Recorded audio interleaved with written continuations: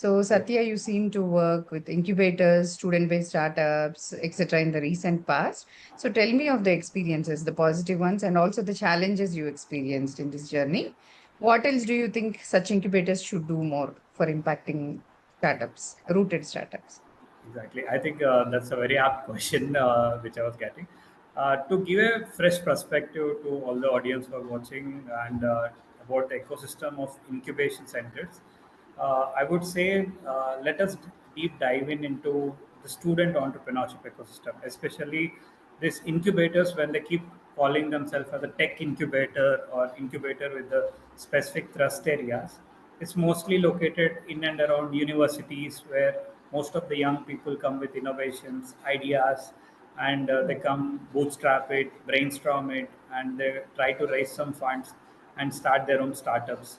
So what happens here is the perspective, especially when youth carry, like whenever they come to an incubator, they feel like, okay, they'll get the fund or they'll get the grant or they'll get some amount to get started with their businesses. But incubator as a whole is not just about money.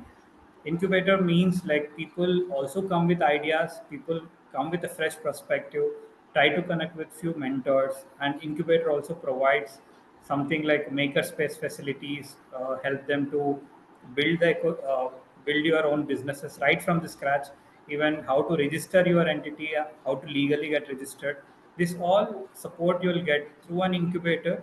So these are a few things that you can get through an incubator. And talking about what are the good things that happens in an incubator is it's like an inspiring and motivating for many of the budding entrepreneurs. When somebody who just want to start their entrepreneurship journey, they look forward. At least there's an ecosystem called incubation ecosystem, which will support them in their businesses. That is Yeah. first thing. And second thing is access to resources. If somebody want to build an innovation, incubators are ready to jump in with the mentorship pool or with the seed funding. That is really helping the ecosystem to grow and thrive. And lastly, I could say these connections, like finding a co-founder or getting into the right ecosystem. That is one advantage we get from the incubation ecosystem. And to be honest, like to say what are the like flaws in Challenges. the incubation ecosystem, I could say it is little overhyped and it is not tapping the right needs in the market. I feel because when some few people see incubator, it's very easily accessible for somebody in the tier one city, but somebody who's in tier two or tier three city, they will still see it as something which they are excluded from that. So Yeah. incubators can be more inclusive, and Inclusive. incubators That's a can nice have point. Yeah. more resources that can cater diversified fields.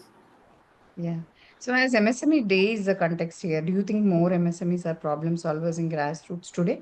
And as you traveled through Kant Impact Foundation also in villages in past, do you think micro enterprises? What do you think about more to be done in this area? Micro enterprises, rural Yes. self employment as a Yeah. change making story. Yes. Can Yes. incubators do more there? True. True. Uh, True. What, I mean, what are your usually inputs? the disadvantage for the incubator is the location. So most of the grants or funds you see, it's in and around the city. They're not much accessible to the rural youth or the rural. I mean, somebody who want to start their own livelihood or a small business. So, what I could say, like the importance of having a small scale business or self employment in the rural places, uh, I strongly feel like there is a huge migration happening where youth are coming out from like tier two and tier three cities and settling in the city, and cities being overcrowded and overpopulated.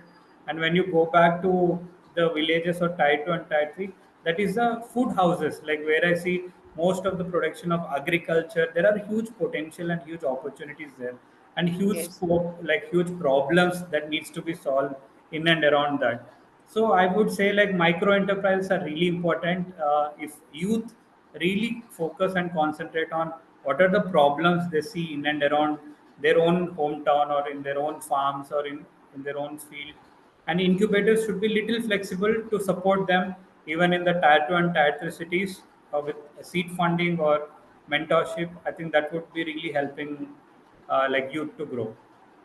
Very true.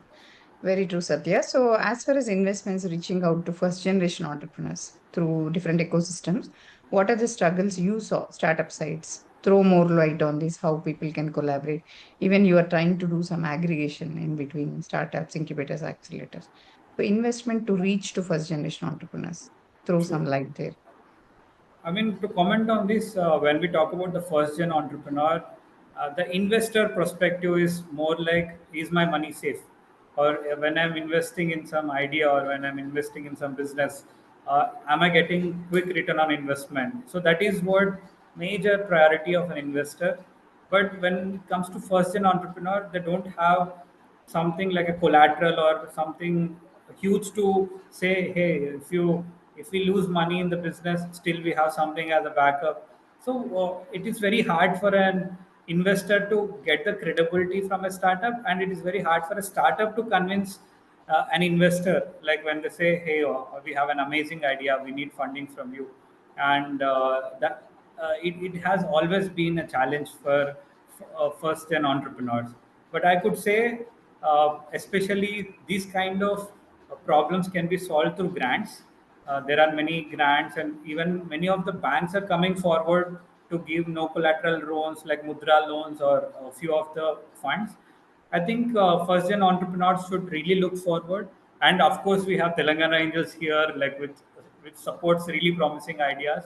They can even approach us, and even they can get good guidance and good support to get started, even though they are first gen entrepreneurs. Yeah, that's the whole idea. We're trying to take this space differently.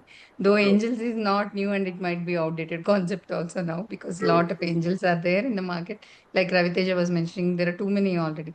But how we execute or how we approach, how we Exactly. do differently matters. So True, true. coming to this sector agnostic platforms like Telangana Angels, being a part of this journey to what adoptions do you think we can do now to reach more T-rooted startups? Yes, I think we can have like two strategies, especially. One is the outreach strategy, as we are mostly thinking like we need to empower women entrepreneurs and even the youth-led enterprises, Definitely, yeah. and especially the MSMEs in different parts of Telangana, not just the Hyderabad, which is very vibrant and supportive environment.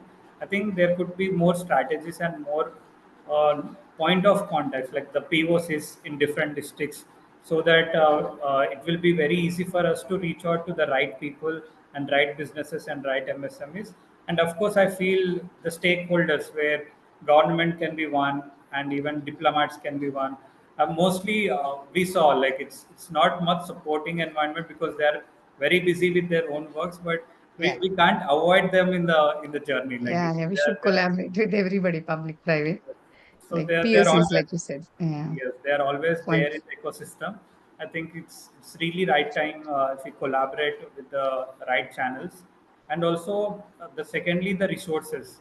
I think there are very so many untapped resources in the market. Even the government initiatives, even it can be a state-led or central-led initiatives. If you can tap that resources, it will be easy for us to be the bridge between people who seek for the support and people who are ready to support. yes, Satya. So looking forward more to work Yes. together, all of us. So please give your inspiring message of the day to youngsters who are aspiring to be entrepreneurs and existing ones amidst the journey. Yes, I think of a very positive message for the aspiring entrepreneurs. Yes, the journey is really hard. I know everybody are looking for the funding, but trust your vision, trust your product. It has a huge potential. It has the scope to solve lot of problem. So with the same vision and with the same motivation, continue the journey. And like people like Telangana Angels, and we as an ecosystem will try to support and will try to make you come out of your struggles. And somebody who want to start your entrepreneurship journey, trust me, it's not easy. You might be feeling that, hey, my brother is an entrepreneur, my sister is an entrepreneur, and don't just simply jump into the entrepreneurship journey. Take a step, take one step ahead, and think like why I want to be an entrepreneur. And with entrepreneurship spirit, I feel anybody could succeed in their startup journey. Thank you, Satya. So brief talk, but very positive one. Thank Yeah. you so much.